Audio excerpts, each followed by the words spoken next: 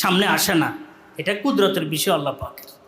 এই কারণে 1 নম্বর এই বিষয়গুলো থেকে আমরা আল্লাহ পাকের কুদরতের প্রত্যক্ষদর্শী হওয়ার চেষ্টা করব। 2 নম্বর, আমাদের গুনার কারণে, আমার গুনার কারণে এগুলো হইতেছে, তওবা ইস্তেগফার করতে থাকবে।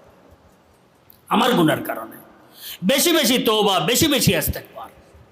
3 নম্বর, নেক আমল বাড়াই দিতে থাকা, নিজে নেক আমল বাড়াই দিতে থাকা, যেন আমার নেক আমল বাড়তে থাকে, বদ আমল কমতে থাকে, এই চেষ্টায় লেগে থাকা।